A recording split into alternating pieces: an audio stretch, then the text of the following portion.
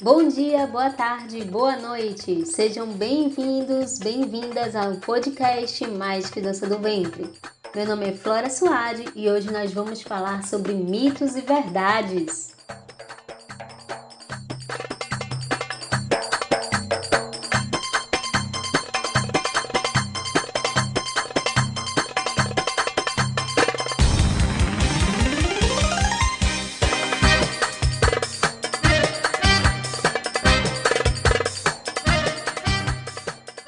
Mitos sobre dança do ventre é uma das coisas que a gente mais vê por aí, a começar pelo próprio nome dessa dança, dança do ventre. Vocês já pararam para pensar que esse nome na verdade não é árabe? Ele vem do francês, danse du ventre. Não sei falar francês, tá, gente? Que significa literalmente dança da barriga.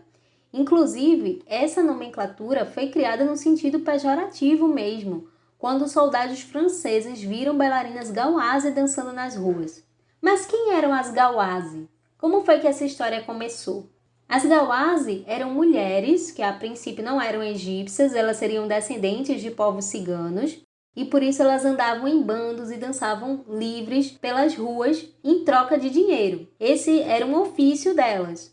A palavra gazia, na verdade, eu suspeito que a forma de pronúncia seja razia, mas como a gente está aqui falando em português, né? Muita gente fala gazia, é o singular de gawazi e significa invasora.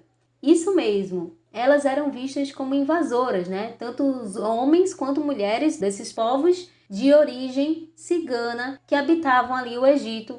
Então, o que a gente tem? A gente tem mulheres que foram vistas pelas tropas napoleônicas, por grupos de homens europeus, tinham o objetivo de expandir o Império Napoleônico e, claro, diante dessa ideologia, como é que elas foram retratadas? A gente vê até hoje muitas pinturas, né, dessa época retratando essas mulheres como mulheres vulgares, que andavam seminuas, e se ofereciam para os homens por meio da dança, que eles mesmos denominaram dança do ventre.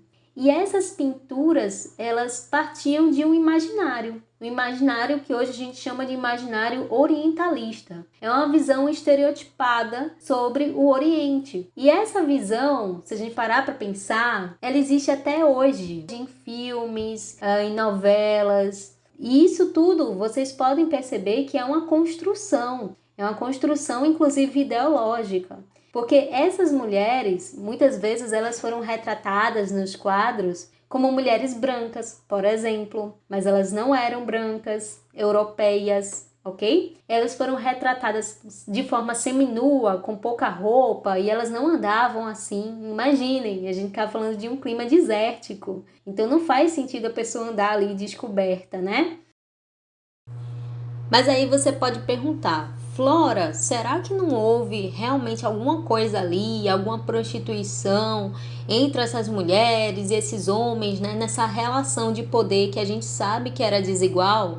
Gente, pode ter acontecido sim, tá? Também não está excluído. Isso não significa que todas as gawazes faziam isso, que elas viviam desse jeito. Não, temos contextos e contextos.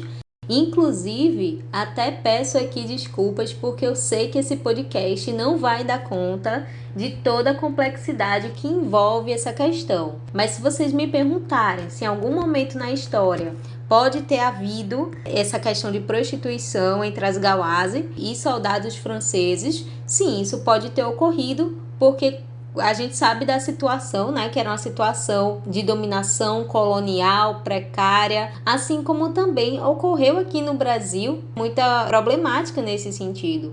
Aí, falando especificamente do Brasil, a gente tem até o mito da miscigenação pacífica, foi tudo muito tranquilo, muito pacífico, e a gente sabe que não foi assim.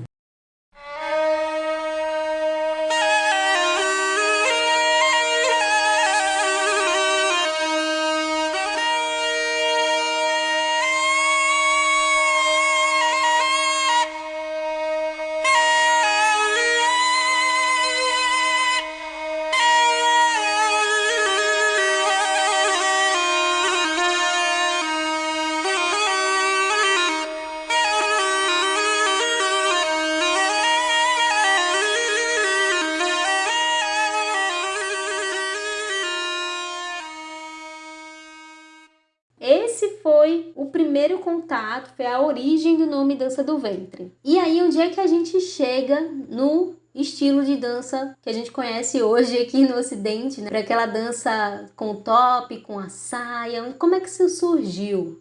É verdade que a dança gawaz, ela também influenciou o que a gente chama aqui de dança do ventre, mas essa dança do ventre é chamada de Raqs Sharqi no Egito. Raqs Sharqi, ok?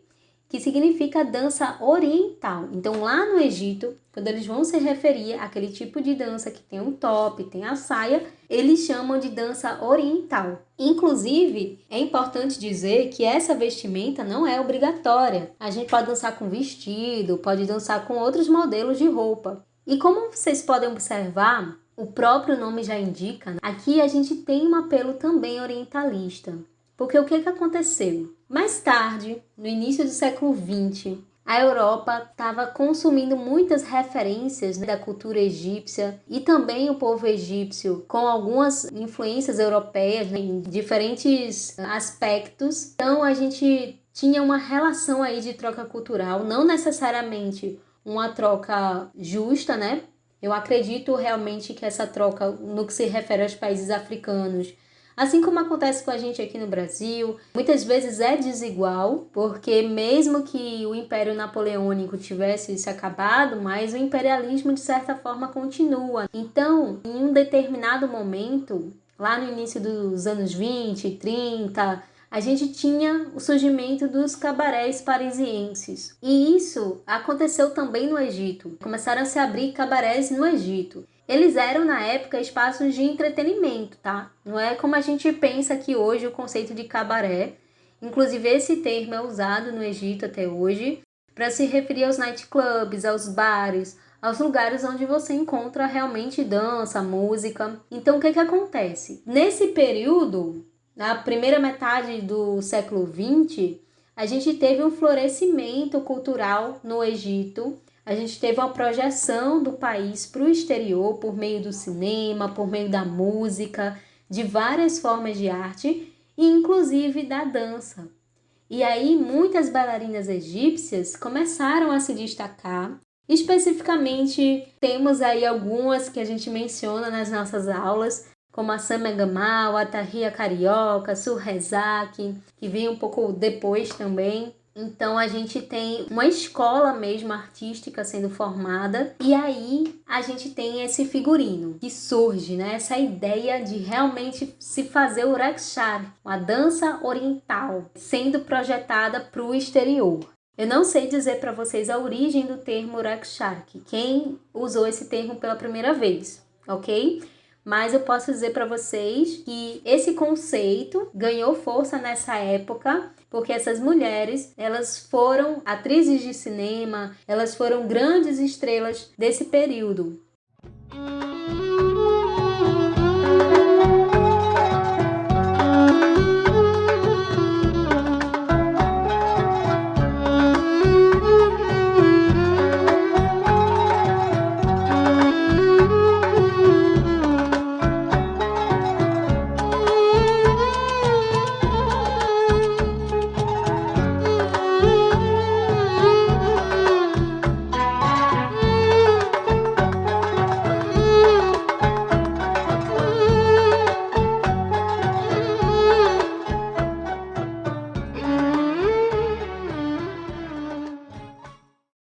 Então, era assim que as informações chegavam aqui para o Ocidente. A gente via essas mulheres dançando, glamourosíssimas, com roupas sensuais, decotadas, saias com milhões de fendas, já se aproveitando dessa visão que já existia do público europeu. Então, os próprios egípcios, eles também bebiam dessa visão orientalista e projetavam isso para o exterior. Se a gente fosse fazer um paralelo aqui com a nossa cultura, a gente poderia falar da Carmen Miranda, que retrata o Brasil de uma forma estereotipada, né? Muitas vezes polêmica, inclusive, mas que ganhou realmente muita fama e levou o nome do Brasil para o exterior, mesmo diante de tantas controvérsias. Talvez a gente possa estabelecer aí um paralelo com essas atrizes da época. O que é que a baiana tem? O que é que a baiana tem? Tem torso de seda, tem brinco de ouro, tem corrente de ouro, tem pano da costa, tem bata rendada, tem pulseira de ouro, tem saia engomada, tem sandália enfeitada, tem e tem graça como ninguém. Flora, mas e aquela história de que a dança do ventre, ela surgiu em templos por meio de cultos à deusa Ísis? Aquela história é verdade?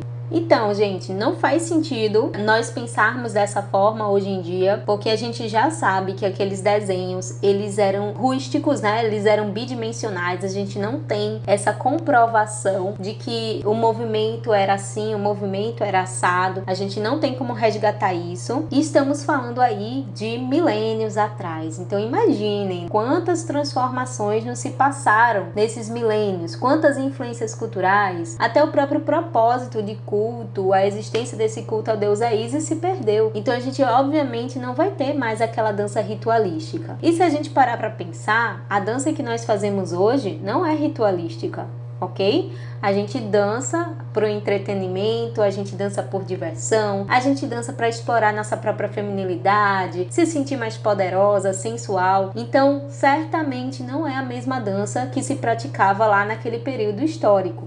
E outra coisa muito importante que eu quero falar para vocês é que a gente não pode resumir todas as danças, toda a cultura de um país, por exemplo, falando aqui do Egito, à dança do ventre, é uma única manifestação cultural. É a mesma coisa que a gente chegar no Brasil e a gente dizer que aqui só tem samba. Vocês já pararam para pensar nisso? Quando a gente vai ver a manifestação popular, as danças populares, aí são outras. Nós temos, por exemplo, a dança bala, a típica dança egípcia, praticada com a galabia. Não é top e saia que a gente usa para essa dança, tá? Ali é a mulher egípcia dançando na sua simplicidade, com a sua expressividade. Nós temos também o saíde sendo praticado principalmente por homens na região ali mais do interior do Egito. Nós temos tanura, muita coisa, tá, sobre a qual a gente poderia falar aqui, mas eu gostaria que vocês não generalizassem, porque existe muita pluralidade cultural nesses países. Não vou nem falar de um só, vou falar de tudo aqui agora. Nesses países árabes, são vários. A gente precisa entender um pouco dessa complexidade para não tratar tudo como dança do ventre, que na verdade a dança do ventre é apenas uma parte desse universo cultural.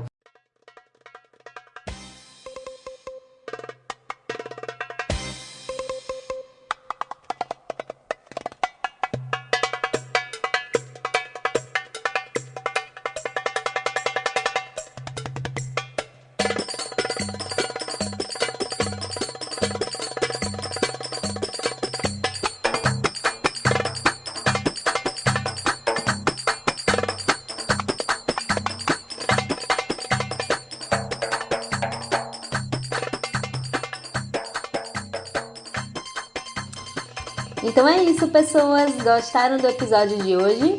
Gente, eu sei que tudo que eu falei aqui foi superficial. Por isso, vou trazer aqui para vocês algumas dicas de fontes, de pesquisadores, de pessoas que eu sei que podem trazer informações ainda mais precisas sobre esses assuntos. Temos o Runa Coletivo, que é um coletivo de historiadoras, você encontra no Instagram, HUNNA Coletivo. Temos o pessoal do Portal Árabe, que pode falar para vocês sobre idiomas. Temos a Márcia Adib, uma musicista, bailarina, pesquisadora maravilhosa. Temos o professor Khaled Imam, que tem um livro também sobre cultura árabe no Egito. As pesquisadoras e professoras Luciana Midlage e Melinda James. E o mais legal disso tudo é a gente ter esse senso crítico. Então pode ser que tenha algo que eu falei aqui que não ficou muito claro, ou que talvez possa se fazer um contraponto. Então, tenham sempre esse olhar crítico, esse olhar questionador, que com certeza vocês vão muito longe. Muito obrigada pela sua audiência. O Mais Que Dança do Ventre é uma realização da Aracif, Escola Online de Dança e Percussão Árabe. Quer ter aula com a gente? Então acesse www.dançadoventreRecife.com e não deixe de nos seguir nas nossas redes sociais. Para encontrar nosso canal no YouTube e também no Instagram, é só pesquisar por Recife Estúdio. Recife com C de Recife e Estúdio com S no início da palavra. Até mais e nos vemos no próximo episódio.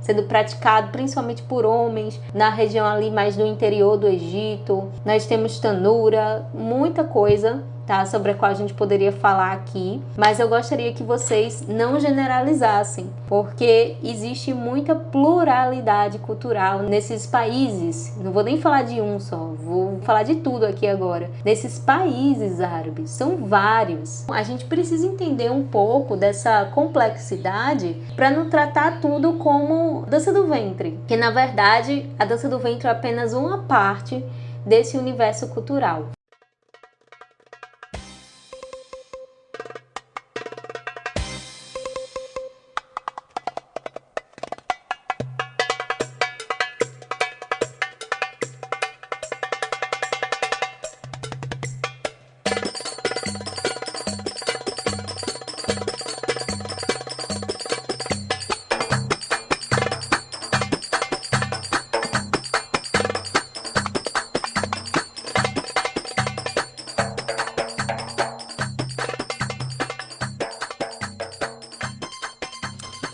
Então é isso, pessoas. Gostaram do episódio de hoje? Gente, eu sei que tudo que eu falei aqui foi superficial. Por isso, vou trazer aqui para vocês algumas dicas de fontes, de pesquisadores, de pessoas que eu sei que podem trazer informações ainda mais precisas sobre esses assuntos. Temos o Runa Coletivo, que é um coletivo de historiadoras. Você encontra no Instagram, HUNNA Coletivo. Temos o pessoal do Portal Árabe, que pode falar para vocês sobre idiomas. Temos a Márcia Adib, uma musicista, bailarina, pesquisadora maravilhosa. Temos o professor Khaled Imam, que tem um livro também sobre cultura árabe no Egito. As pesquisadoras e professoras Luciana Midlage e Melinda James. E o mais legal disso tudo é a gente ter esse senso crítico. Então pode ser que tenha algo que eu falei aqui que não ficou muito claro, ou que talvez possa se fazer um contraponto. Então, tenham sempre esse olhar crítico, esse olhar questionador, que com certeza vocês vão muito longe. Muito obrigada pela sua audiência. O Mais Que Dança do Ventre é uma realização da Recife, Escola Online de Dança e Percussão Árabe. Quer ter aula com a gente? Então acesse www.dançadoventreRecife.com e não deixe de nos seguir nas nossas redes sociais. Para encontrar nosso canal no YouTube e também no Instagram, é só pesquisar por Recife Estúdio. Recife com C de Recife e Estúdio com S no início da palavra. Até mais e nos vemos no próximo episódio.